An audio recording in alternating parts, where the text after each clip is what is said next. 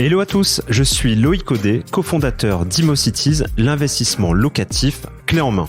Je vous souhaite la bienvenue dans Club Deal, le podcast qui va vous aider, vous, investisseurs ou futurs investisseurs, à développer votre propre stratégie d'investissement immobilier.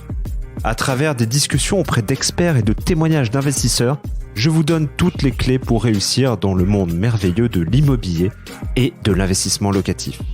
Mindset, financement, recherche de biens rentables, travaux, ameublement et gestion locative n'auront plus aucun secret pour vous. Si vous souhaitez discuter immobilier ou de tout autre sujet, je vous donne rendez-vous sur LinkedIn. Bien entendu, toutes vos questions sont les bienvenues et c'est avec grand plaisir que je tâcherai d'y répondre. Salut Landry, merci de me rejoindre dans le podcast Club Deal.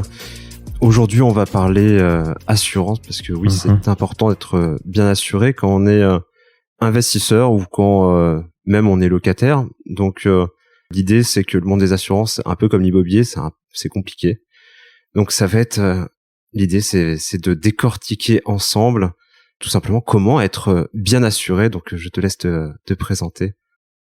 Alors, en préambule, c'est marrant quand tu dis que le monde des assurances et le monde de l'immobilier, c'est des mondes qui sont pas forcément simples.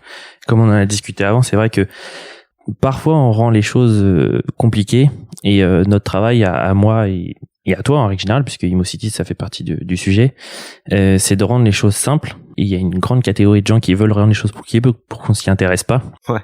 Et le but de notre structure, c'est vraiment d'essayer d'apporter la vraie solution et d'apporter la vraie réponse quand finalement on pense qu'on n'arrivera pas à l'avoir. Alors moi, pour me présenter, oui, c'est le but quand même. Désolé, hein, j'adore les apartés. Je suis donc Landry Lecastrin. J'ai fait un master 2 en développement commercial il y a quelques années. J'ai travaillé 6 ans dans le monde des assurances, dans le monde du courtage, pour expliquer un peu le courtage que c'est aux gens qui vont nous écouter. Si les gens se rendent pas compte parfois des sous-couches et des sous-couches qu'il peut y avoir, le monde de l'assurance, c'est les courtiers, d'accord, qui sont un peu la force commerciale des compagnies d'assurance. Au-dessus, vous avez les compagnies d'assurance, donc AXA, Generali, etc., etc. Et ce que beaucoup de gens ne savent pas, c'est qu'au-dessus des compagnies d'assurance, vous avez les réassureurs. Ouais. Et en fait, les compagnies d'assurance sont elles-mêmes réassurées chez ces réassureurs pour tous les risques qui peuvent exister. Il y a un mec qui couvre les risques à un moment donné là-haut. Au-dessus, c'est Dieu. Au-dessus, c'est Dieu. Et voilà. Donc voilà, c'est important que les gens sachent un peu comment ça marche. Et après 6 ans d'expérience dans ce monde-là, avec la jeunesse qui est la nôtre, on essaye de créer des nouveaux modèles. Et j'ai décidé de me lancer parce que je pense que j'avais les idées et surtout le monde des assurances, c'est un des mondes en France où en fait la tech en règle générale, c'est pas quelque chose qui est encore très développé. Aujourd'hui, il faut savoir que plus de 60% des courtiers français ont plus de 60 ans. Alors j'adore les gens qui ont 60 ans, hein, il en faut, mais il y a parfois quand même un décalage de vision et je pense que pour les nouvelles générations qui sont les nôtres, quand on veut prendre un contrat d'assurance ou quand on veut déclarer un sinistre par exemple, qu'il y ait un peu de tech là-dedans et que ça prenne 2 minutes au lieu de passer 1 heure au téléphone avec un courtier par exemple. Je pense qu'aujourd'hui on n'a pas envie de perdre du temps pour souscrire. De toute façon aujourd'hui c'est un peu l'UX avant tout. Hein. Exactement. L'expérience utilisateur. Exactement. Qui prime surtout. Ouais. Et aujourd'hui aller voir un courtier dans une ville, enfin ça n'existe plus quoi. Donc même nous aujourd'hui on a des bureaux pour bosser pour nos collaborateurs. Mais aujourd'hui, on fera plus de visites ou ce genre de choses-là. Enfin, nous, on essaye de faire le moins possible, en tout cas. Ouais, c'est vrai que maintenant, le bureau AXA du coin de la rue, pignon sur rue, il y en a, enfin, il y en a encore. Il y en a beaucoup. Il y en a encore. Et ça se développe encore. Mais effectivement, ça se développe encore. D'accord. Moi, je pensais que l'idée, c'était plutôt que la tech prenne le dessus et de plus avoir de points de vente comme ça. Avec l'expérience que j'ai, ce qui est assez drôle, c'est que moi, j'ai une expérience liée à la mobilité et au voyage et au monde de l'immobilier en règle générale, puisque ça incombe derrière. C'est vrai que des grands assureurs peuvent vous dire, nous, on veut développer, on a mis en place une équipe de 15 personnes chez nous qui sont spécialisées dans la tech pour développer des produits nouveaux, etc., etc. Sauf qu'en fait, quand vous voulez une réponse, ça n'arrive quasiment jamais. Ouais. Et en fait, leur politique, elle est encore sur de l'ouverture d'agents généraux qui vont vous vendre des produits assez classiques, sans réel information et sans réel tech derrière. C'est encore de la signature papier, etc., etc. C'est vraiment à l'ancienne, quoi. À l'ancienne. Donc nous, on essaye de faire évoluer ça dans certaines offres qu'on a actuellement. On a le mot scientifique qui est scalable. Ouais. On a essayé de rendre la souscription simple et qu'elle prenne 2 minutes. Après, pour l'instant, il y a encore un certain nombre de freins sur lesquels en tant que courtier, on est obligé de s'arrêter parce que les risques sont trop particuliers pour pouvoir avoir une réponse instantanée.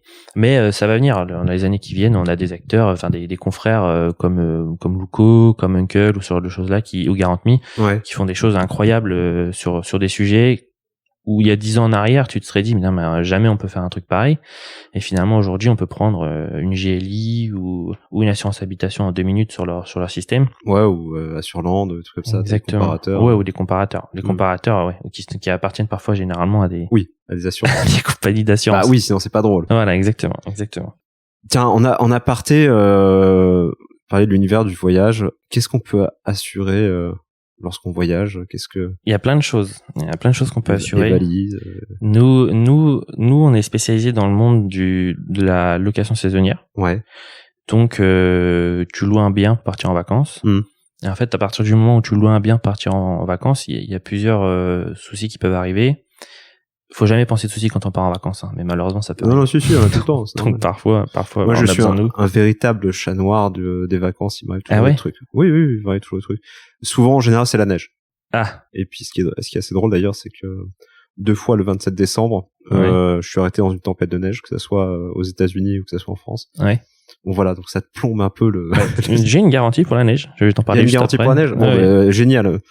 Si t'as un truc qui peut te mettre les pneus neige tout de suite, ça c'est bien. Je sais pas si ça existe, mais non, on va pas jusque là. Mais en tout cas, si tu prends un logement et qu'il y a du défaut avec cette neige, tu vois, bah typiquement, si ça incombe une interruption pendant ton séjour, tu fais que tu puisses pas profiter d'un certain nombre de jours, ou que tu puisses carrément pas y aller, là on te rembourse. Bon là avec le Covid, de toute façon, on va nulle part, donc voilà. Techniquement là il y a pas de risque. Voilà, exactement. Mais dans les offres qu'on a, alors quand tu pars, donc il y a soit tu pars en France et t'es un locataire français et généralement tu demandes à ta multirisque habitation de te donner une attestation de RC villégiature. Exactement. Des fois qui est demandé par le proprio. Exactement. Ou tu vas à l'étranger. Et bon là en l'occurrence c'est plus les risques d'RC, enfin les risques de dommages que tu peux occasionner. Là c'est au propriétaire de voir. Voilà. Et après t'as les risques d'annulation, interruption de séjour pour cause de maladie, accident, décès. Alors nous on a traité le sujet à l'inverse, c'est-à-dire que nous en fait on donne du tout de cause justifié. Et on te précise les exclusions pour lesquelles on veut pas te traiter, tu vois. Donc le champ est plus large. Donc typiquement, qu'est-ce que tu peux exclure? L'embrouille dans un couple? Non, justement, séparation par exemple, tu vois, ça c'est quelque chose qu'on prend en considération, qui est pas pris en considération dans les contrats classiques. Par exemple, si tu as un animal qui malheureusement nécessite que tu restes chez toi, si tu vas sur notre site Trustyway, tu vois, bah tu peux t'assurer pour ça. Non, on a vraiment fait l'inverse parce que le spectre est large. Par contre, il y a des exclusions sur lesquelles on peut pas traiter, tu vois, la pandémie par exemple, le confinement, les fermetures administratives, ça c'est pareil, c'est des choses qu'on peut pas faire. Ce qui est assez drôle, je crois, c'est que justement cette notion le confinement et puis pandémie, etc. D'ailleurs, sur les contrats d'assurance, on dirait qu'il y avait quelqu'un qui avait prévu le truc. C'est souvent exclu. C'est vrai, je sais plus quel contrat j'ai regardé et puis j'ai dit putain, effectivement c'est le mec, il est visionnaire, quoi. Ouais, c'est ce qu'on dit, mais je peux t'assurer qu'il y a des cas inverses. Ouais. Et des cas inverses dans des trucs qu'on peut même pas imaginer, je vais t'expliquer. Alors, il y a des assureurs qui ont remboursé des cas de Covid avant le premier confinement, parce qu'ils avaient pas cette clause-là dans leur contrat. Ça a coûté des millions d'euros. Hein. Incroyable. Il y a des compagnies qui ont carrément arrêté de travailler dans ce secteur-là, sur certaines régions. Et t'as plus rare encore, t'as les cafés, hôtels, restaurants, donc en multirisque professionnel. On peut penser que tous les assureurs avaient mis cette clause. Ouais. Et finalement, je connais un contrat. Je pourrais pas dire le nom de la société. Non, impossible. C'est des confrères. En plus, on les apprécie beaucoup. Et ils ont pas mis cette clause à l'intérieur. Ils ont remboursé des millions d'euros. Je vois ta tête et je sais que tu veux le nom, mais non. Non. En gros, ils ont remboursé les personnes qui ont demandé, mais faut pas s'étendre, quoi. Ah, exactement. Non, mais attends, c'est pas ça le pire. Le pire, c'est que après le premier confinement, ils ont pas mis à jour leur contrat. Ah bon? Et il y a eu le deuxième. Ah merde, ça leur a passé avec le son. Exactement. Donc c'est-à-dire le mec il a redemandé. Redemandé et ils ont re-remboursé. Donc et c'est là où je te dis qu'en assurance, ne pas intégrer la tech, c'est plus possible dans le monde dans lequel on est aujourd'hui, tu vois, parce que ça, c'est des contrats qui sont enregistrés sur des logiciels Excel, tu vois, avec des suivis qui sont vraiment pas ouf, quoi, tu vois. Nous, dans le monde du voyage, par exemple, on a des ratios à suivre, tu vois. Tu encaisses des primes d'assurance, tu rembourses des sinistres, et comme tout sujet, si tu perds plus que ce que tu ne gagnes, il y a un problème. Donc tu dois ajuster.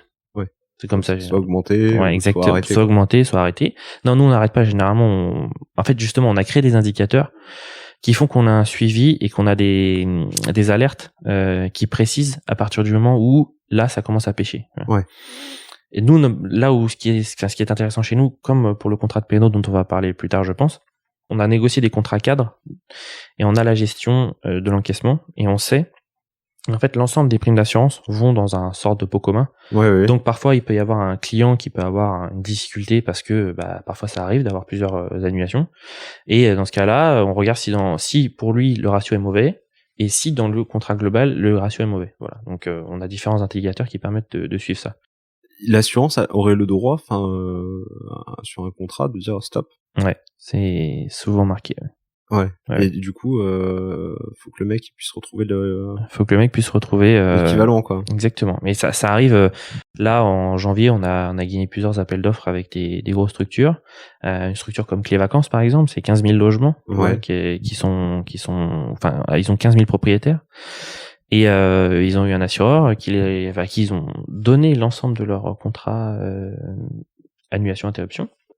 Et au bout d'un an, les résultats étaient pas forcément ceux escomptés et ils sont partis. Ils n'avaient pas de solution. Tu vois. Et pourtant, c'est un groupement qui fait 15 000 propriétaires. Donc que ce soit un particulier ou que ce soit un grand groupement, malheureusement, ça arrive toujours ce genre de choses-là.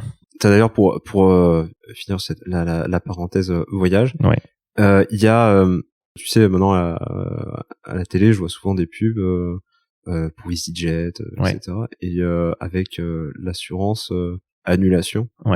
Alors l'assurance annulation dans le monde normal, bon, ça, on comprend, quoi. On comprend. Mais là, je crois que c'est offert en général.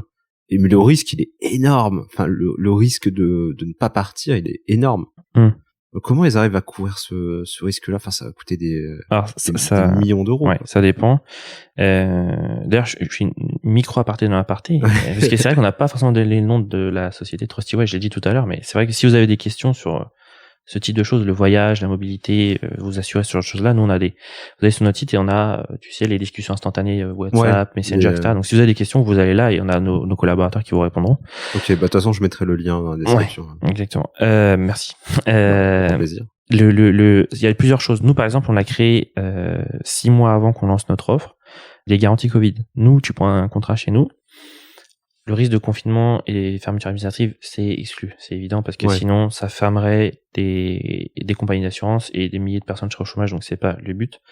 Mais on a créé des nouvelles garanties qui te permettent de quand même prendre le risque de partir et potentiellement être remboursé si jamais tu as des choses qui sont liées au Covid-19. Tu vois, tu fais un test PCR qui est valide, nous on te rembourse. Si t'es cas contact, on te rembourse. Si quelqu'un de ta famille qui te partir avec toi est malade, on peut te rembourser aussi. Si t'as aussi une interruption de séjour à cause par exemple d'une quarantaine et que t'arrives 2-3 jours après et que t'as pris une semaine, tu peux partir et on te remboursera tes 3 jours, tu vois. Donc là, on a créé 8 nouveaux cas qui permettent un remboursement. Donc comme tu dis, pour les sociétés là, soit elles ont souscrit un contrat comme le nôtre. Dans ce cas-là, c'est l'assureur qui prend le risque, avec les garanties que je t'ai citées, ou sinon ça fait vraiment partie de leur politique interne, et dans ce cas-là, ils vont rembourser le client, et eux gagneront zéro, quoi. C'est aussi simple que ça. Oui, d'accord, bon. Ça fait penser à Brice, notre associé, qui pendant avant l'annonce du premier confinement, était en vacances en Afrique. Il est resté très longtemps en vacances, le pauvre, il a pas pu rentrer.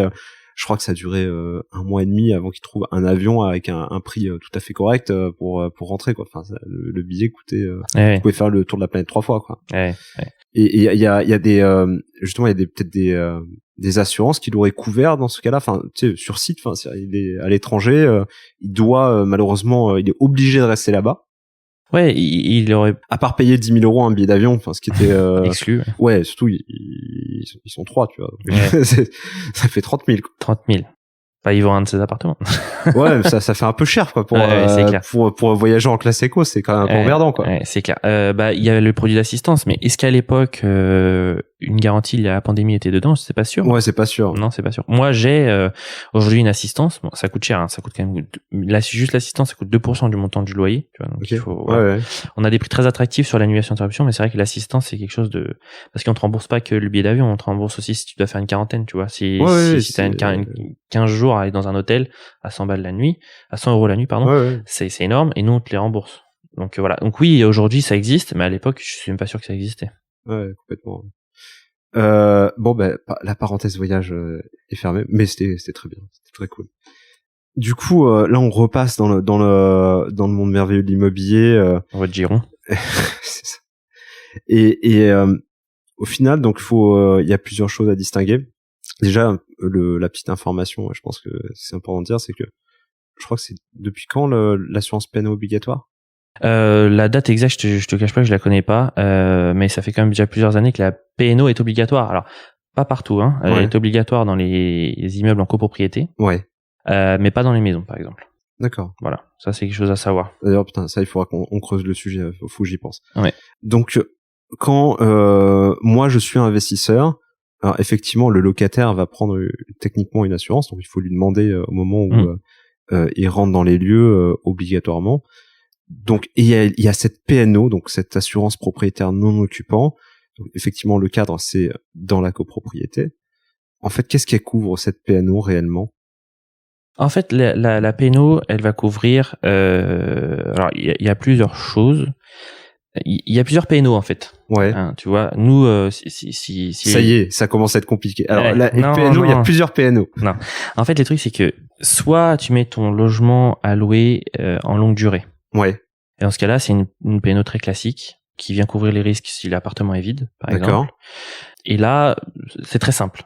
Après, tu as différentes mouvances. Tu peux faire du moyen longue durée. Et dans ce cas, c'est plusieurs baux dans une année, plusieurs mois. Et là, ça commence à devenir déjà... Le risque est plus intense. Oui, parce qu'il y a plusieurs personnes qui passent dans ton appartement. Et après, tu as la courte durée. Ok, donc en gros, pour faire simple, t'as la PNO pour les baux 369, quoi. Exactement. Voilà, donc classique pur. Classique pur, avec des gens qui restent à peu près 5 ans à l'intérieur. Exactement. T'as une PNO a priori pour le meublé. Exactement, meublé. Ouais, exactement, le meublé où les gens, enfin le bail d'un an, donc renouvelable, donc potentiellement il peut rester. Enfin, je crois que la stat c'est 2 ans et un peu plus, quoi.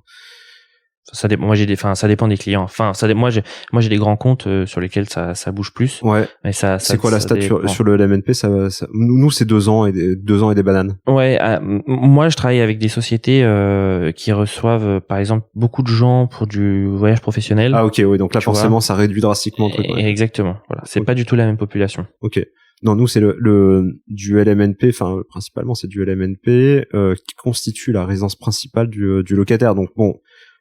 C'est meublé certes, mais le bail est d'1 an, mais généralement il est reconduit une fois. Après, effectivement, sur les studios, il y a plus de turnover qu'un 2 pièces, etc. D'ailleurs, maintenant avec il y a le bail mobilité. Oui. Donc lui, il rentre un peu dans cette case-là puisqu'on est sur du c'est 1 an. Ouais, du 1 an, quoi. Et après, donc effectivement, pour un truc spécialement conçu pour la location saisonnière, où effectivement là, ça tourne toutes les semaines, enfin toutes les semaines ou même plus, quoi. Hors Covid. Hors Covid. Voilà. Et donc il y a ces différentes mouvances et les risques sont pas les mêmes. Donc pour du pur, c'est une assurance PNO classique que nous on a formaté à un prix vraiment particulier, très simple. Et après il y a les différentes mouvances qui sont particulières. Et là on intervient avec des garanties supplémentaires qui sont par exemple le mobilier. Tu vois, le mobilier, on peut l'assurer à hauteur de 10 ou 20 000 euros chez nous. Ok. Et là les prix diffèrent. Parce qu'un locataire qui vient, ça peut engendrer des dommages. Complètement, oui. Exactement. Ça peut arriver. Voilà. Et c'est hyper important quand ton appartement est meublé de l'assurer pour cette destination. Et beaucoup de propriétaires. Et vous, ça vous incombe encore plus parce que vous, généralement, quand vous proposez à vos clients un appartement, vous passez par un financement. Enfin, vos propriétaires passent par un financement. Et généralement, ils sont obligés de passer par une banque qui les assure et parfois les banques, les conseillers bancaires sont pas forcément les personnes les plus aptes à faire de l'assurance et parfois ils t'obligent un peu, surtout ils te forcent un peu la main. Ils te forcent un peu la main et ils t'écoutent pas beaucoup. Voilà. Moi par exemple pour mon cas personnel, j'ai des appartements. Alors, je peux passer par vous. Hein. J'espère qu'un jour ça arrivera. J'ai eu des assurances. Donc mes appartements sont par définition loués, donc c'est forcément une propriétaire non occupant que tu dois avoir. Et sur un des trois, j'avais une multi-risque habitation. Moi, j'ai pas fait attention parce que j'ai signé les papiers à la va-vite. Mais je trouve ça fou quand même que pour un risque pareil, les conseillers bancaires fassent pas plus attention. Et en l'occurrence, c'est souvent le cas. Souvent, des gens sont assurés et finalement sont mal assurés. Et on a fait une campagne chez vous avec une newsletter et un post et différents posts. J'ai des gens qui sont venus et c'est vrai que j'ai lu leur contrat et souvent les clients sont mal assurés. Donc il faut faire attention. Et donc je reviens à ce qu'on disait tout à l'heure sur le dernier cas du courte durée. Ouais. Soit tu as du courte durée, soit moyenne longue durée, ou tu as des locataires étrangers. Tu vois. Et là, quand le locataire étranger vient, ce qui est quasiment le cas à 90%, voilà. Ça va bien sur du Airbnb. Exactement, ça arrive souvent. Les gens se rendent pas forcément compte parce qu'on touche les loyers, donc c'est à partir de là ça va. Mais souvent, quand il y a un problème, c'est là où il y a un problème. Un locataire occasionne un dommage dans ton bien, par exemple. Demain, il part. L'assureur, il fait quoi? Et normalement, il doit faire un recours parce que c'est pas la responsabilité du propriétaire, puisque c'est le locataire qui a occasionné le dommage. Alors après, je rentre pas dans le fait que pour des dommages en dégâts des eaux en dessous de 1500 €, il y a un recours qui est fait. Bon, ça, j'écarte tout de suite. Okay. C'est pour des dommages qui peuvent aller à 3, 4, 5 000 € par exemple. Parce qu'entre compagnies, maintenant, il y a des recours qui sont faits et en fonction des montants, ils vont plus chercher la responsabilité d'une autre compagnie. Moi, je te parle pour un sinistre. Chacun prend son truc en fait. Voilà, exactement. Ça a été pour simplifier un peu tout ce monde. Si ton locataire étranger part, tu peux pas chercher sa responsabilité. Et si t'as pas, nous, on a mis en place une clause qui s'appelle la clause de renonciation en recours. Et ça permet au propriétaire d'être 100% sûr que si jamais il y a un sinistre qui se passe dans son bien, son assureur, pour sa PNO, n'ira pas chercher la responsabilité du locataire en cas de sinistre. Et ce qui est hyper important quand c'est un locataire étranger, parce que tu peux pas aller le chercher. Oui, parce que c'est ce qui peut arriver, un projet X. Ouais. Exactement, projet X. Alors, là, les projets X, tu donnes le cas qui est complexe parce qu'en fait, c'est quand tu loues un appartement, c'est pas pour faire un projet X. Non, mais le propriétaire il sait pas, tu vois, il a loué à deux personnes. Toi tu veux dire projet dans le sens où en fait il rentre et l'appartement est ruiné. Ouais, c'est ça, il est saccagé ou ils invitent 15 potes à. Ah oui, le truc d'inviter 15 potes en fait, et pour un assureur, si tu fais venir un expert. Ouais. Là, je le dis pour tous nos éditeurs. Si tu fais venir un expert, il va te dire que, mais non, en fait, l'appartement, c'était pas fait pour faire ça. Donc, c'est exclu. Mais en tant que propriétaire, tu sais pas, quoi. Ouais, mais justement, mais c'est D'ailleurs, le mec, sait pas non plus combien l'expert, il sait pas combien de personnes. Ouais. Enfin, il peut s'en douter, mais. Ça, c'est un risque, important à savoir. Et les assureurs sont pas du tout enclins à assurer ce type de choses-là, tu vois. Donc il faut vraiment faire attention. Ouais, si t'as une fête dans ton appartement, ça peut être extrêmement grave. Parce que là, il faut porter plainte, il faut aller chercher la responsabilité des gens qui ont fait la Java. Et ça, c'est un truc qui dure des années, hein. C'est ça, en assurance, c'est totalement exclu. Alors, ce qu'on peut trouver comme produit chez nous, c'est des risques de dommages purs par location. Et là, tu viens prendre, en fait, une assurance pour les dommages qui peuvent être occasionnés dans ton bien avec vol vandalisme. Et ça, c'est sur notre site internet aussi. Donc, si des gens ont vraiment peur d'aller jusque là, ce type de risque, le produit existe, mais ça a un coût. Tu vois, c'est 2% du montant de ta location. Ouais, c'est pas. Par bien, c'est négligeable, quoi. Sur une année, c'est costaud, quoi. Mmh. Donc, le produit existe, mais en fait, ce type de produit-là, généralement, on les propose à des agences. Qui l'intègrent dans leurs frais. Exactement. Donc, vu qu'il y a de la volumétrie, le prix est moindre et ils l'intègrent dans leurs frais. D'accord. Donc, si des propriétaires nous entendent là et qui bossent avec des agences, demandez-leur de venir jusqu'à nous pour ce type de risque-là, parce que nous, on assure ce type de risque-là. On a par exemple la société qui s'appelle Austenfly sur Paris, qui a ce type d'assurance. Et donc, on assure tous les dommages qui peuvent être occasionnés à partir du moment où quelque chose se passe dans l'appartement. Et ça leur évite de passer par l'assurance du propriétaire, du locataire, de gérer la caution. Voilà, en fait, à partir du moment où tu fais intégrer le propriétaire ou le locataire dans ce parcours de sinistre, Ouais. tu perds l'un des deux.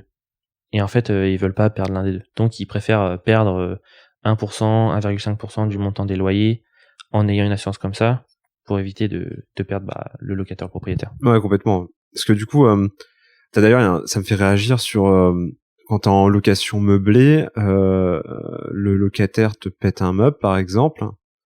Typiquement, enfin là, le truc de base, tu me dis, bah écoute, je le prends sur sa caution, quoi. Ouais. Je vais pas faire appel à mon assurance. Enfin, tu vois, t'as pas le réflexe de faire appel à ton assurance. Ça dépend de l'assurance que t'as. Une propriétaire en occupant, par exemple, avec le mobilier, comme je te dis tout à l'heure, ça viendra rembourser tes mobiliers pour des risques qui sont garantis par la propriétaire en occupant. C'est-à-dire incendie, explosion, dégâts des eaux, et après tout le reste. Mais si un locataire prend une batte de baseball et te défonce un meuble, il n'y a pas de garantie qui existe. D'accord. Donc en fait, ouais, ok. Donc là, ça fait partie du produit que je t'expliquais tout à l'heure, juste avant. D'accord, parce que la batte de baseball qui peut, enfin, c'est un exemple, j'exagère. Ouais. Non, mais c'est celui-là que je voulais. Enfin, le mec qui te démolit tout, mais volontairement. Bon, ça arrive. Enfin, le jamais n'existe pas, mais c'est le 1 pour 100 000, quoi. Bien sûr. Ouais. Si tu veux, t'es pas. Je vais le prendre. Enfin, là, effectivement, le premier réflexe, je dis oui, je vais le prendre sa caution, mais avec sa batte de baseball, je peux dire qu'il en fait des vrais dégâts, quoi. Tu vas pas mettre un petit peu de colle et recoller des trucs, quoi. Et ça, effectivement, ça peut pas être pris en charge. Enfin, à part ce que le produit spécifique que j'ai dit tout à l'heure, ouais. Ouais, c'est pas pris en charge. Donc ça, il faut en être conscient. C'est pas parce que t'es assuré entre guillemets normalement que. Ouais. Moi, j'ai eu à titre personnel. Ouais. Le mec avec la batte de baseball. Ouais. Tu fais partie de 1%. Moi, j'ai eu un truc incroyable. Moi, j'ai un 2 pièces. Et je travaillais avec une agence, pareil, je tairai le nom parce que franchement, c'est abusé ce qu'ils ont fait. Je faisais du saisonnier sur notre structure, elle est à Marne-la-Vallée, secteur du Val d'Europe, Disney. Donc c'est 5 communes et dans 10 ans, ils veulent que ce soit un foyer où il y a 100 000 habitants, quoi, tu vois. Parce que Disney, il y a un fort développement. Donc j'avais un appartement en location saisonnière pour les gens qui allaient à Disney. Et mon agence me dit, mais attends, je t'ai trouvé quelqu'un, nickel, il travaille à Disney, 1 200 € par mois. Ouais, donc excellente rentabilité. Oui. Et je dis écoute, c'est une agence, je vais lui faire confiance, il y a pas de problème.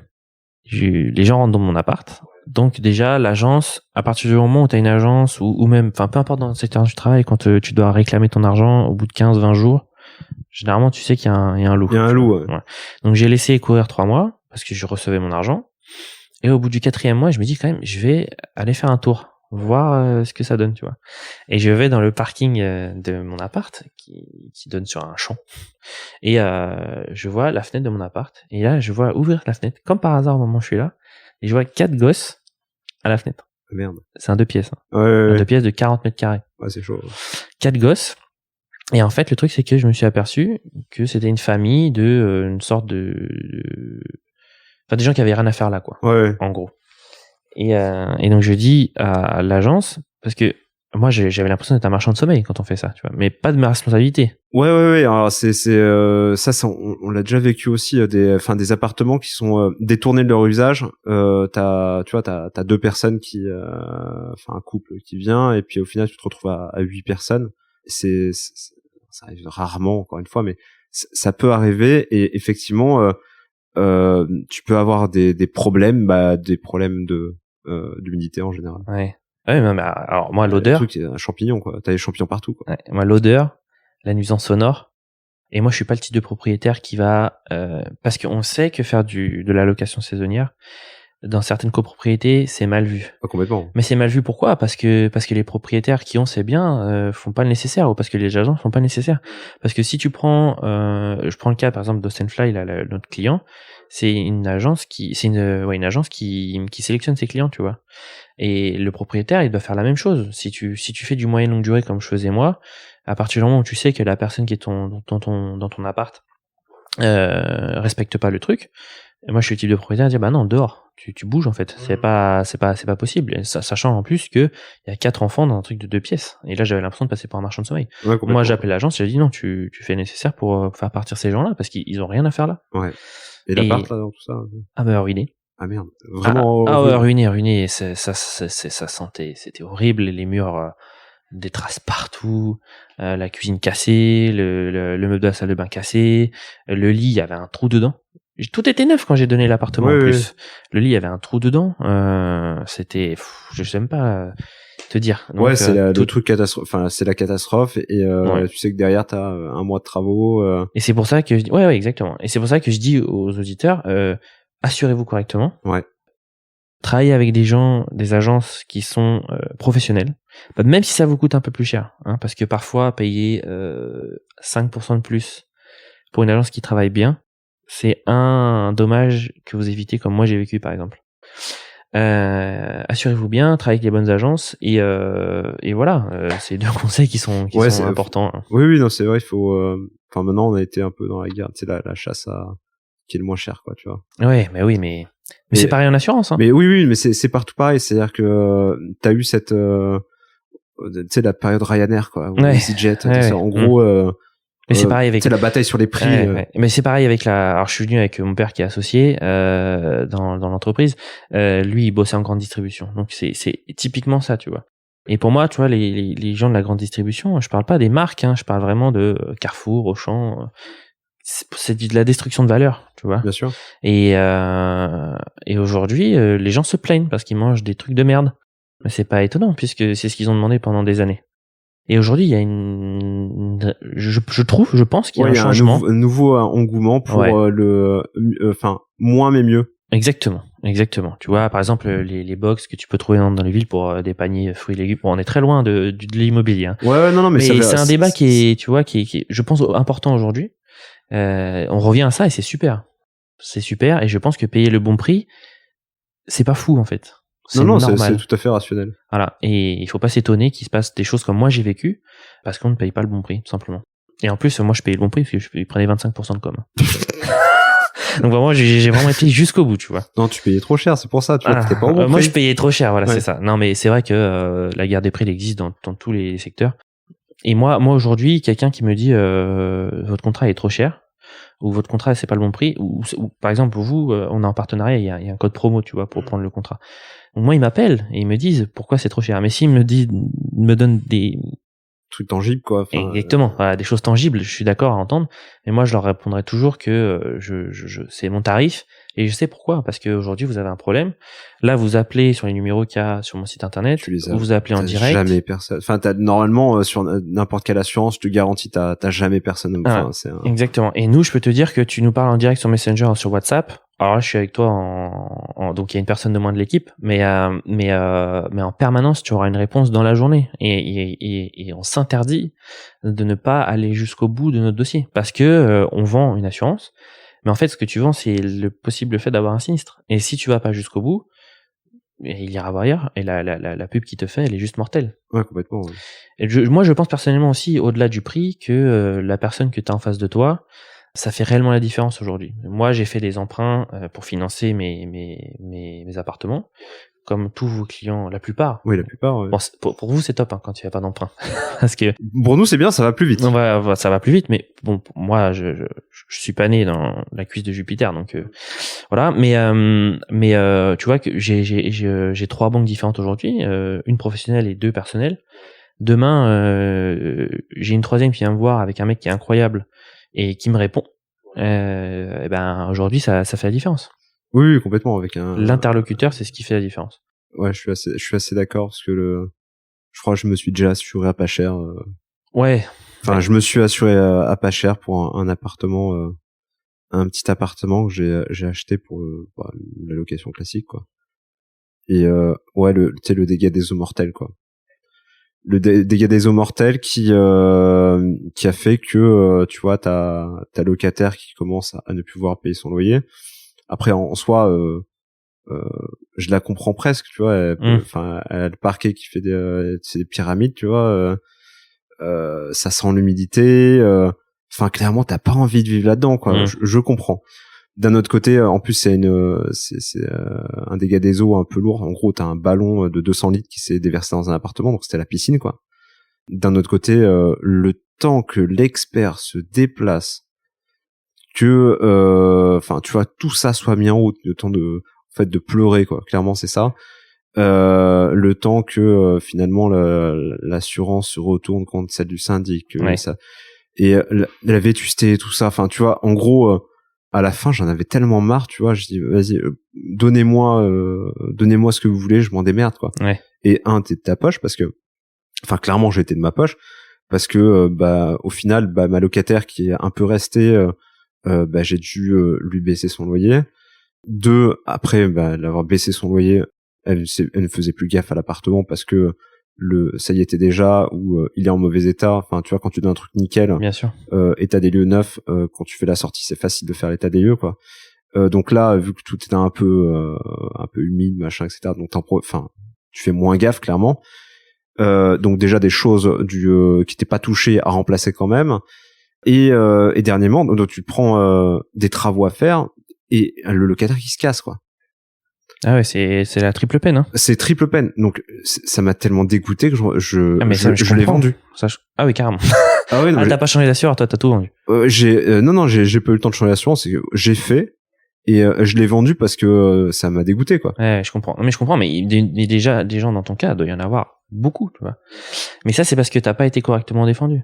Moi, j'ai 2 histoires. J'ai une histoire sur le fait de défendre quelqu'un, et quand je vais te la raconter, tu vas être et sur le bon prix, j'en ai une autre. C'est-à-dire que moi, j'avais une assurance, parce qu'à l'époque, je bossais chez un courtier. Moi, j'avais pas envie d'être assuré chez mon propre courtier, tu vois. Chez mon propre patron. Ouais, chez toi, ouais. Chez mon propre patron. Non, pas chez moi, chez mon patron. Moi, je suis assuré chez moi. Oui. Mais chez mon propre patron, j'avais pas envie de mélanger les genres. Et je me suis assuré chez Direct Assurance. Ah oui. Voilà. Je l'ai fait, ça aussi. Donc, plus jamais. Il faut savoir que les gens peuvent croire qu'ils prennent du tout risque, tu vois, sur Direct Assurance, parce qu'ils vendent ça comme du tout risque. Mais demain, chez Direct Assurance, t'as ton pneu qui crève. T'as aucune dépanneuse qui vient, parce que c'est exclu de ton contrat. Tu vois. Oui. Alors que chez AXA classique, où tu payes un peu plus cher, t'es sûr que ça, tu vas être. T'as le 0 km. Voilà. Ça, c'était un exemple d'une autre garantie donc, qui vient à l'esprit quand tu t'assures à pas cher. Et l'histoire de fou, c'est une histoire personnelle, c'est l'histoire de mon frère, qui lui est couvreur, tu vois, rien à voir avec ce que je fais. Et il a un sinistre professionnel où en fait il est dans une maison et il y a une bâche. La bâche, c'était à l'époque, tu sais, où il y a eu des grands vents, c'était il y a quelques années. La bâche se lève, gros orage, elle est blindée d'eau la maison. Tu vois. Un sinistre à 12 ou 15 000 euros. 6 mois après, aucune réponse de la part de son assureur. Tu te rends compte ce que c'est 6 mois? Oui, je me rends très bien compte. Ouais. 6 mois. Donc, c'est le temps que ça m'a pris là dans un appartement voilà. qui fait 15 mètres carrés, quoi. Tu vois, voilà. Et donc mon frère m'appelle, il me dit écoute Landry, t'es dans les assurances, et je te bossais encore dans mon ancienne structure, j'ai besoin de toi parce que je ne comprends pas comment on en arrive là. Et moi je lis son compte rendu, tu vois, et je vois directement ce qui se passe. Et le truc de fou de cette histoire, c'est que c'est son agent général, pas en terra l'agent général, on s'en fout, qui n'a pas forcément communiqué les bons éléments à l'expert, et c'est ça qui fait que l'expert ne pouvait pas avancer. Donc moi j'ai appelé l'expert. Alors je me suis fait un peu passer pour tout le monde dans cette histoire, parce que finalement on est obligé, tu vois, quand tu veux aider quelqu'un. Et il me dit c'est l'assureur qui m'a pas, enfin c'est le courtier qui m'a pas donné les éléments. Le courtier dit non, c'est l'expert. Donc finalement tu vois ce qui se passe, et tu transmets les bons éléments, voilà. Et finalement tu vois, en moins d'un mois il a eu son remboursement. Ouais, comme quoi. Mais c'est l'interlocuteur qui fait la différence, parce que quelqu'un s'est battu pour lui. Et bien sûr, comme pour toi, c'est sûr que si tu vas chez un assureur classique, clairement je me suis battu tout seul avec des mecs en face, enfin des je sais pas sur qui je tombais, j'en sais rien, mais d'ailleurs tiens, il y a un délai légal, il me semble, entre le moment où tu déclares ton sinistre et le moment où ils sont obligés d'envoyer quelqu'un, enfin ça dépend des contrats. Donc j'ai pas le date. Mais ce truc-là était dépassé, mais largement. Et je dis mais du coup il y a une compensation, un truc. Enfin, vous avez pas respecté votre contrat, quoi. Moi j'ai payé, enfin j'ai fait ma part du job, j'ai payé, je vous ai, j'ai appelé, j'ai déclaré le sinistre, j'ai fait tout ce qu'il fallait faire, mais non, on vous enverra quelqu'un rapidement. Ouais, non. De toute façon, si t'as pas un interlocuteur dédié, en fait, en gros, si t'as pas un mec qui pousse avec toi et pour toi. Mais vous payez des frais chez un courtier pour ça. C'est ça le pire. Oui, c'est que vous payez des frais de courtage. Et si quelqu'un se bat pas pour toi alors que tu payes ces frais-là, c'est encore pire, quoi. Ouais, complètement. Ouais. Mais bon, bref, on n'est pas là pour pour savoir qui a tort ou qui a raison. Qui a tort ou qui a raison. Mais ce qu'on dit aux gens, par contre, ce qui est extrêmement important, c'est assurez-vous correctement. Faites ça par réseau. Quand quelqu'un est bien assuré, généralement, il est capable de dire, il le sait, et prenez les bonnes garanties et au bon prix, quoi. Faut pas lésiner sur des choses par exemple comme l'immobilier où on sait qu'à un point à la fin de l'année de moins parce que on a un sinistre ou que etc. Voilà, c'est du cash flow et voilà, on peut pas se permettre. Quand tu perds 6 mois de loyer, je te garantis que tu le sens passer, quoi. Donc c'est pour ça que je dis toujours faire gaffe à avoir un peu de sous de côté, parce que 6 mois de loyer en moins, le remboursement lui s'en fout, hein. Enfin, et continue, hein. Exactement. Donc ouais, d'où l'importance d'être bien assuré. Puis je crois même t'as répondu à la question, qu'est-ce qu'une bonne assurance, quoi. Ouais, au final, une bonne assurance, c'est ça, hein, c'est le bon prix, les bonnes garanties et surtout un interlocuteur dédié qui va vous répondre de manière directe.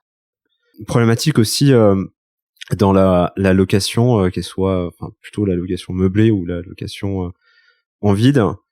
Donc effectivement, le locataire, normalement, il est censé te donner son assurance quand il rentre dans l'appartement. Maintenant, ça va tellement vite en ligne, tu fais ça effectivement très rapidement et très bien, la plupart du temps.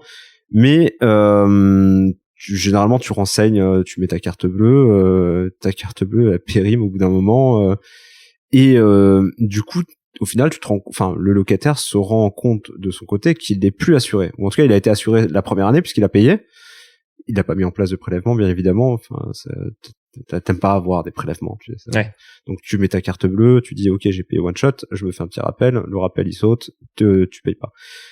Donc du coup dans ces cas-là, donc lui il est pas assuré. Si jamais il t'occasionne des dégradations, tout ça, il y a un problème. Enfin il y a un problème, quoi. Ah, il y a carrément un problème, ouais. Il y a carrément un problème. Après, ça dépend encore une fois de.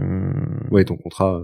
Tout contrat. Non, au-delà de ça, il y a une réelle nuance que je veux apporter. Ça va pas aller dans mon sens, dans le sens où on est là pour faire du chiffre d'affaires, apporter une vraie solution. C'est que, par exemple, quand vous êtes en copropriété, s'il y a un défaut d'assurance de votre propriétaire, pas du locataire, hein, du propriétaire, par exemple pour de la PNO. En gros, il a pas sa PNO. Ouais. Voilà, le syndic, dans une certaine mesure et dans certaines conditions, peut intervenir avec l'assurance multirisque immeuble. Voilà, ça c'est une réponse que je peux apporter. Après, clairement, mais ça ajoute de la sinistrabilité. Exactement, et bien sûr, l'assurance sera beaucoup plus chère pour tout le monde. Exactement, ouais. exactement. Non, mais bien sûr, c'est pas une solution miracle, hein. C'est juste que je dis que, faut savoir tout apporter, parce qu'il y a parfois, il y a des propriétaires qui ne le savent pas, et finalement, ils font ça eux-mêmes, alors qu'il y a quand même une garantie quelque part. Et après, oui, ce type de sinistre, ce type de problème, ça existe. Nous, on a mis en place des solutions pour être alerté et pour avoir un suivi vraiment net de tous ces éléments. Après, si le locataire change de numéro, change de carte et change d'adresse, malheureusement, c'est difficile à aller jusqu'au bout. Mais c'est vrai que pour le propriétaire, c'est extrêmement. Enfin, il faut faire attention. Il faut demander ces éléments-là. Nous, dans un autre secteur qui est le voyage, on a mis en place des attestations certifiées quand les agences prennent des assurances pour leurs locataires finaux. Comme ça, au moins, ils ont un vrai suivi. Mais là, le problème se pose moins puisque tout le monde est assuré 100% du temps. Donc voilà. Il y a encore une limite en France, c'est sûr, pour le paiement de ces assurances-là et sur le fait de prendre le risque ou pas de l'assureur de laisser un mois de délai si jamais il peut y avoir un sinistre après l'année échue. Ouais, c'est un peu comme la Sécu, ça te couvre un peu après, quoi. Ouais, exactement. Et du coup, au final, la solution, moi, ce qui me paraît comme la solution miracle, c'est en fait d'assurer ton locataire toi-même, quoi, en tant que propriétaire. Ouais. Sachant que on a le droit de répercuter le montant de l'assurance sur le loyer, enfin sur les charges loyer, enfin peu importe, mais en gros sur le loyer global du locataire. Ouais, mais ça, alors tout à fait d'accord avec toi. Après, au moins t'as pas à le relancer, tu vois. T'as pas à le relancer, mais quand le mec tu l'onboard et qu'il arrive dans l'appartement, ok, il l'a, c'est cool. Mais le jour où tu vois, après tu vas, même moi je penserais pas, si je fais la gestion moi-même, je penserais pas à l'année N+1 dire oh putain, faut que je demande au locataire son assurance, quoi. Enfin, j'ai d'autres choses à faire. Alors déjà ça, je pense que t'as reçu quelqu'un qui fait apparemment un super logiciel ou une super plateforme Apiceo. Apiceo. Ouais. Donc déjà utiliser ce type de. Oui, ça te fait ton reminder, quoi. Ouais, exactement. Et après, c'est sûr qu'il n'y a pas d'assureur pour le loyer impayé. C'est vrai, t'as raison, ça a été transformé. C'est-à-dire que pour le loyer impayé, c'est le propriétaire qui doit prendre l'assurance pour les possibles risques que pourrait occasionner le locataire. Et finalement, il y a des sociétés comme Uncle ou Garant Me qui ont fait l'inverse. Et c'est vrai que c'est hyper intéressant parce que finalement, Là, le problème est inverse, parce que c'est le locataire qui doit prouver au propriétaire que finalement, il peut venir dans le bien. Donc, dans ce cas-là, c'était intéressant de basculer la charge financière. C'est vrai que pour l'habitation, en l'occurrence, le réel problème peut être engendré directement pour le propriétaire, puisque le locataire s'en fout au final, si jamais il y a un sinistre. Si lui est assuré ou pas. En fait, donc si je dis pas de conneries, d'ailleurs, dans le cadre du meublé, l'assurance habitation, donc celle du locataire, ne couvre que les risques. Enfin, en gros, ça ne couvre que ses effets perso. Donc, c'est en gros très peu dans une location meublée. Oui. Non, mais son ordi, son truc. Oui, bien sûr. Mais je voulais en revenir à l'habitation. C'est vrai qu'aujourd'hui, il n'y a pas d'assureur qui a créé un système, inversé de la multirisque habitation, notamment pour l'assurance pour les appartements mis en location. Et c'est vrai que potentiellement, il y a un truc à faire, un truc à travailler. Peut-être que Trustyway arrivera à créer ce système-là et à trouver un assureur qui acceptera l'inverse. Bon, en l'occurrence, on peut le faire, hein, ouais. Mais personne n'a mis de réel système en place. Tu sais, on dit toujours avec les agences avec lesquelles je bosse que finalement le propriétaire veut jamais payer. Et comment dire, répercuter le prix de l'assurance, c'est possible à faire, mais c'est chiant. Et c'est pas, si c'était automatisé en entier, tu vois. Par exemple, tu utilises l'appli CO, tu fais ton état des lieux, etc. Et à la fin, on te dit, voilà, l'assurance pour le locataire, c'est tant, mais on le rajoute automatiquement dans le montant du loyer qui est répercuté et le client va payer. Tu vois, ça serait top. Je sais pas, moi, tu connais le prix à l'année, de toute façon. Bien sûr, ouais, bien sûr. Je le mets, les charges, quand tu payes des charges, tu peux payer les charges soit au réel. Donc là, c'est un peu chiant parce qu'il faut compiler tes factures, etc. Ou tu payes au forfait. Hein. Dans le meublé, t'as le droit. Dans le vide, non. Mais dans le meublé, tu as le droit de faire au forfait.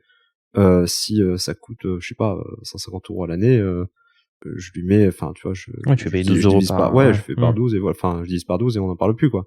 Et je lui mets dedans, et comme ça, tu vois, je dors tranquille, le mec, et j'ai pas à le relancer, moi, ça se fait pas prélèvement, je ferai pas le coup de la carte bleue, tu vois, tu dors sur tes deux oreilles, quoi. Ce que je veux dire, c'est que si on peut automatiser tout ça. Ah, mais si on peut automatiser tout ça, ce serait tellement beau. Tu vois, c'est ça. Et nous, on cherche nous, quand on travaille avec des grands comptes qui vendent nos produits, on essaye ça, tu vois. On essaye de toujours optimiser, utiliser des API pour avoir des appels, que nous, on ait un suivi, qu'on puisse faire du reporting, etc. Et ça, c'est vraiment sur quoi il faut tendre. Et encore une fois, s'il y a des propriétaires ou des sociétés qui nous écoutent et qui veulent mettre en place ce genre de projet, ou comme un projet dont on a parlé tout à l'heure, et peut-être que tu vas m'évoquer. On va en parler, c'est pour les investisseurs, et je suis sûr que... Il y en a deux d'ailleurs. Ouais, ça intéressera beaucoup de monde, mais bon, vas-y, on va en parler tout de suite. Je sais pas combien de temps on est. Je sais pas, je regarde pas. Ok. Bah d'ailleurs, justement, tous les auditeurs qui ont tenu jusqu'ici, enfin, on essaye de créer un produit un peu sympa, ouais. Pour les investisseurs. En fait, ça vise à garantir ce qu'on appelle la super GLI. Donc une GLI classique, c'est garantir les loyers impayés du locataire. Bon, ça se trouve un peu partout, assez facilement. 2%, enfin, ça différents prix. En général, c'est 2%. Ouais. Donc ça c'est des calculs savants. Ouais, c'est des calculs savants. Mais bon, en gros, bref, donc ça c'est assez classique, une GLI, mais en général, quand on est investisseur, donc il y a effectivement problème des impayés, donc ça peut être couvert. Ok, c'est cool, mais après, en général, la deuxième peur de l'investisseur après la partie travaux, c'est j'ai peur que mon logement ne se loue pas, ou j'ai peur de la vacance locative. En gros, le trou entre deux locataires. Et là, si on arrive à assurer les impayés, si on arrive à assurer le trou entre deux locataires, en gros, si je cumule les deux, ça veut dire que je suis capable de faire de la rentabilité garantie. Chose qui n'existe a priori nulle part sur des produits immobiliers, à part dans l'immobilier commercial, mais du coup les rentabilités sont tellement faibles que bon, ça a plus d'intérêt. Donc l'idée globale, c'est de travailler sur un produit comme ça. Le problème, c'est qu'il faut une certaine volumétrie. Exactement. Parce que forcément, si tu as 100 biens à l'année, c'est pas suffisant pour ouvrir une telle assurance. Exactement. Combien il faudrait Il faudrait quelques milliers de biens assurés quand même sur le secteur français. Ouais. Ouais. Et avec, j'imagine, enfin, que ce soit récurrent. Enfin, Oui, que ce soit récurrent. Et ouais, il faut que ce soit récurrent. Quelques milliers de biens. Quelques milliers de biens. Alors nous, on en a fait 1200 depuis le début, un petit peu plus maintenant, mais bon, après ils sont assurés. Il y en a qui sont assurés, il y en a qui n'ont pas de problème. Ouais. Et mais je pense que mais ça on en revient à ce qu'on disait tout à l'heure pour les dommages. Tu sais, moi je l'ai vécu personnellement. Il en faut un. Oui, il en faut un pour te pourrir. Bien sûr. Déjà ta situation personnelle, mais ensuite raconter aux autres que bah non, faut pas investir parce que investir ça pose que des problèmes, etc. Ce qui est faux, parce que ce qui d'ailleurs un de tes interlocuteurs dans le podcast l'a dit la dernière fois, le taux d'impayé en France, c'est un peu moins de 3%. Ouais, c'est Mathieu de. Ouais, exactement. Mathieu Luneau. Et moins de 3%. Quand je te dis ça, tu dis c'est rien. Enfin, quand tu le mets à une certaine échelle, ça représente exactement, quand même ça représente. Donc forcément, quand on dit ça, il faut quand même une volumétrie derrière pour pouvoir assurer tout ça. Et avec, alors je sais pas si tu veux que j'enchaîne du coup sur ce qu'on disait tout à l'heure. Si. Aujourd'hui, avec les technos qui existent, avec les nouvelles compagnies d'assurance, aujourd'hui il y a des compagnies qui sont incroyables, qui fonctionnent plus avec du Excel ou ce genre de choses là. Aujourd'hui, c'est full API, etc. On pourrait imaginer un produit qui pourrait assurer tout ce que tu viens de dire juste avant.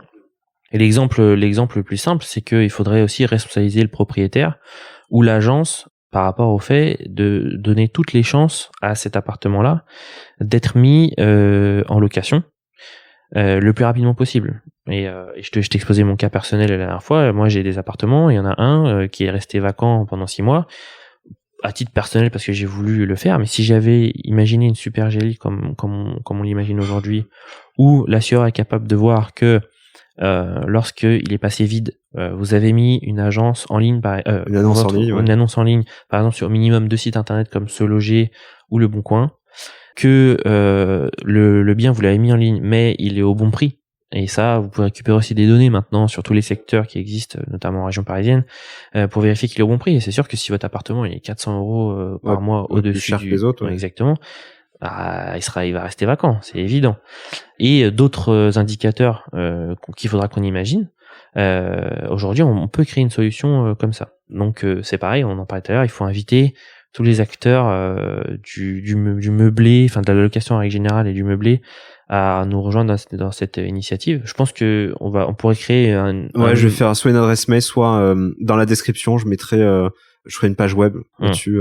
Exactement. Et ceux qui souhaiteraient rejoindre l'aventure, sachant que effectivement plus des gestionnaires de biens, enfin des gestionnaires. Par exemple, Boucleflat. Boucleflat, il y a Paris Attitude aussi. Paris Attitude. Qui fait ce type d'activité. Et après, plein d'autres qui pourraient nous rejoindre. Bah, avec ces deux, ça fait déjà quelques milliers de biens. Plus vous, parce que vous avez toute votre base de données de propriétaires. Tout à fait. Qui pourraient être intéressés par ce secteur-là. Et si d'autres doivent rejoindre l'aventure, c'est avec plaisir. Parce que plus on est fou, plus on rit déjà. Je pense que c'est un excellent sujet parce que. Et moins ça sera cher. Ouais, non, bah. Oui, ça forcément ça jouera un peu, mais c'est pas ça. Ça va expliquer un prix, mais ça revient à ce qu'on disait tout à l'heure. Parfois, tu payes le bon prix, c'est sûr que ça sera peut-être plus de 2%, mais en fait, si t'as un réel gain dans ce produit-là, bah c'est pareil, moi je paye. Ouais. Non, mais moi, si on me dit demain, j'ai une rentabilité garantie.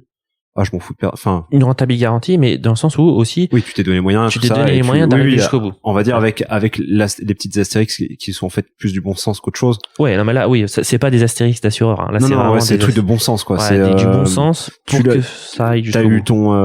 Tu as eu ton préavis, tu t'es donné les moyens, c'est-à-dire que dans les 5 jours, t'as mis une annonce, t'as des stats d'annonce. En gros, si t'as pas eu d'appel, bah t'as pas eu d'appel, mais si tu t'es pas donné les moyens, c'est normal que, enfin, tu peux pas bronzer tranquille et dire l'assurance va prendre en charge.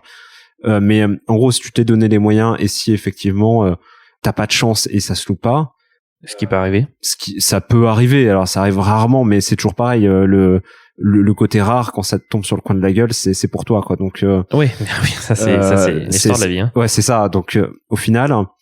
Moi, ça veut dire aussi que, tu vois, quand je vais voir mon banquier pour un deuxième, un troisième, un quatrième, un cinquième, un sixième, etc., investissement, Je dis, mais de toute façon, mes loyers, ils sont Ouais, c'est clair. Bien sûr, mais garantis, oui. donc pour le prochain, on peut y aller, quoi. Ouais, c'est sûr que ça, à plusieurs niveaux, ça améliorerait. Déjà, ça tendrait un peu le marché encore plus que ce qu'il n'est aujourd'hui. Et ouais, je pense que on touche un truc. Le fait d'utiliser les technos d'aujourd'hui pour un peu favoriser tout ça, je pense qu'on touche un truc. Donc, Ok. à tous ceux qui veulent. Voilà, je vais mettre je vais mettre un lien avec un formulaire type JotForm. Avec JotForm. Ouais, bah oui. On utilise aussi. Hein. Ah bah oui, moi aussi. Très bon logiciel. C'est un très très bon truc qui permettra de collecter les 2 ou 3 infos avec les contacts, et puis on essaiera de faire quelque chose en groupé. Écoute, est-ce que tu as peut-être d'autres choses à préciser par rapport au monde des assurances? Le dernier sujet qu'on avait évoqué ensemble, je sais pas combien de temps on est, mais tu couperas, il y a des trucs qui je dis qui servent à rien. Mais non, c'est pas vrai. C'était je vais en faire la promo parce que ça va sortir courant du mois de janvier, donc je pense que je sais pas à quelle date on va être mis en ligne, mais ça, je pense que ça intéressera beaucoup de gens, et c'est un débat qui permettra d'être coupé. Ouais. C'est que Trustyway va lancer un produit multi-risque habitation ou propriétaire non occupant avec des clauses de location saisonnière ou location moyenne longue durée, avec un assureur français qui va assurer pour la première fois les serrures connectées et les keybox. Voilà. Ok. Faut savoir que les serrures connectées ne rentrent souvent pas dans les contrats d'assurance. Exactement, c'est souvent exclu. Et les keybox, là, j'en parle même pas. Keybox, c'est totalement exclu, parce que si jamais vous mettez votre keybox un peu trop près ou un peu trop loin de votre maison, Masterlock, quoi. Masterlock, ouais, excuse-moi. Ouais. Enfin, la boîte à clé. La boîte à clé. Ouais. Boîte à clé, exactement, quand vous faites du Airbnb ou du moyenne longue durée. Si quelqu'un vient la casser et rentre chez vous, c'est comme si vous lui donniez la clé aujourd'hui. Et un assureur vous assurera jamais pour ça. Et aujourd'hui, on va le faire. Donc, on a des acteurs comme Igloo Home, avec qui on est partenaire. D'ailleurs, si tu me poses la question de savoir qui vient après, je te donnerai des noms sympas. Ça sera ma dernière question, tu verras. Tu échapperas pas. Ok, c'est quelque chose qu'on vient maintenant assurer, et donc je pense que pour beaucoup de gens, beaucoup de Français, cette interrogation, ils sont pas très au courant. Ou quand on va sur les forums, sur Google, généralement c'est des questions qui sont souvent assez récurrentes. Ouais, et puis c'est pas marqué en gros quand t'achètes une serrure connectée, c'est pas marqué en gros, je suis pas assuré, quoi. Ouais, exactement. Mais au même titre que certains autres produits qu'on vend, si on met le fait qu'on n'est pas assuré en achetant ce produit-là, ça se vend pas. Donc je comprends qu'ils le fassent pas. Mais au moins, en tout cas, on viendra apporter une solution. Donc, on a des grands comptes qui vont vendre cette solution avec nous. Et si vous autres qui nous écoutez, vous êtes intéressés par ce type de contrat qui vient là répondre à une vraie interrogation, à un vrai vide assurantiel, faut pas hésiter à venir nous parler en direct. On répondra avec plaisir. Ok. Et il faut trouver une solution avec le gars qui vient t'installer le truc, parce que des fois c'est une tannée à installer ces serrures connectées. Ouais, c'est clair. Et il y a tellement de portes, il y a tellement de types de portes, de types de serrures. De serrures. Des fois c'est pas facile, quoi. Ouais, je suis d'accord. Et là, mais bon, là ça relève plus du mec qui vend la serrure. Nous on est en train aussi de créer une assurance qui va restreindre un peu la peur d'acheter une serrure connectée, parce que parfois on se pose des questions, et avec ces grands comptes là, généralement vous aurez l'opportunité pour quelques dizaines d'euros de prendre une assurance qui vous permettra de faire appel à un serrurier dans la limite de 500 euros si jamais il y a un problème, qu'elle est mal installée ou que vous l'avez fait vous-même et que vous pouvez plus rentrer pendant 1 an. Voilà. Ça, au moins, si jamais ça foire, ce qui est, c'est pareil, c'est comme le loyer impayé, hein, c'est moins de 3%. Oui. Mais ça peut arriver. Et quand ça t'arrive, c'est chiant. Quand ça arrive, c'est chiant. Et donc, on va créer cette garantie-là, qui permettra aux gens de pouvoir sauter le pas plus facilement, quoi. Plus facilement, exactement. T'as une petite question comme ça, qu'est-ce que tu penses des alarmes connectées, je pense. C'est très bien. Tous les objets connectés, alors moi je parle pour mon secteur, hein. Aujourd'hui ça n'existe pas. C'est une lubie de dire que on va utiliser des objets connectés pour réassurer un assureur qui prendrait le risque, qui baisserait des primes, tu vois. C'est-à-dire que j'ai une caméra, j'ai une alarme, j'ai un petit gadget que tu mets sur un truc électrique, et avec la consommation, tu sais s'il y a un bug, etc., qui évite les dommages électriques. Aujourd'hui, mais franchement, dans le monde dans lequel on va, j'espère que les assureurs vont réussir justement utiliser tout ce qu'on disait tout à l'heure, les API et les systèmes informatiques pour pouvoir rationaliser tout ça et avoir un suivi bien plus particulier, bien plus net du risque, de façon à pouvoir abaisser les primes et réduire les risques, ça soit incendie, dégâts des eaux, etc., etc. En tout cas, qu'on puisse faire intervenir plus vite grâce au système informatique. Et le jour où ça arrivera, ça sera super. Pour l'instant, je connais pas d'acteur qui fait ça vraiment à 100%. Ce que j'aimais bien, c'est le truc là, qui est le fumigène. Ouais. Oh, putain, ça a l'air trop bien. Ça. Ouais. Bah, pour le projet que tu disais tout à l'heure, c'est parfait. Ouais, non, mais la fumigène qui, tu sais, qui désoriente le mec qui vient voler des trucs chez toi. Mais tu vois les vidéos, c'est hallucinant. Ouais, c'est très efficace. Ouais, ça a l'air très efficace, quoi. Bah du coup, la question la question finale. On pas besoin de me la poser parce que j'ai écouté beaucoup de tes podcasts, donc voilà. Moi, il y a des acteurs très intéressants sur Paris qui pourraient être là. Damien Marcel, c'est un spécialiste de l'allocation saisonnière pour les étrangers, qui a 2 agences sur Paris, qui est hyper intéressant. Glamat de Paris et Mike Comforting Paris. Frédéric Lecoq de Parattitude. Je pense que ça serait vraiment génial que tu le reçoives parce que ça fait 25 ans qu'il est dans le métier et il a vu tout bouger. Et aujourd'hui, c'est un partenaire qui va vendre notre assurance voyage avec les clauses de Covid-19 parce que ça fait partie du sujet. Et le dernier que j'ai, c'est Guillaume Motte d'Austenfly qui a fait des levées de fonds et qui travaille dans un secteur qu'ils ont utilisé le système informatique, tu vois, pour rationaliser. Et aujourd'hui, c'est les meilleurs dans ce qu'ils font. Et je pense que ça serait extrêmement enrichissant pour tout le monde d'écouter ces gens-là. Voilà. Ouais, je suis assez d'accord avec toi. Bah, écoute, Austenfly fait partie de partenaires également. Ouais, bah voilà. Ouais. J'en doute pas, parce que vous êtes en train de créer un micro, c'est hyper sympa. Donc, je suis ravi d'en faire partie. Ça fait Brice, je le connais déjà depuis 2 ans maintenant. Nous, on s'est rencontrés un peu plus récemment, mais j'espère que ça va continuer. J'espère que on a plein de belles choses à faire. Ouais, il y a plein de belles choses. C'est que le début, et puis de toute façon, ça bouge tellement que. Et faire partie de cette mouvance-là, c'est très intéressant. Cool. Bah écoute, merci Landry en tout cas. Merci à toi pour l'invitation. Pour cet épisode. Non, ça va, il est pas plus long que d'habitude. Tant mieux alors, parfait. Donc, voilà, on est dans les temps. Je vous souhaite à tous, écoutez, une excellente fin de journée et je vous dis à très bientôt sur Club Deal. Ciao.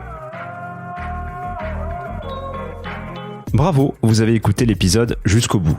Si son contenu vous a plu, n'hésitez pas à noter, commenter et partager le podcast Club Deal à au moins 3 de vos connaissances.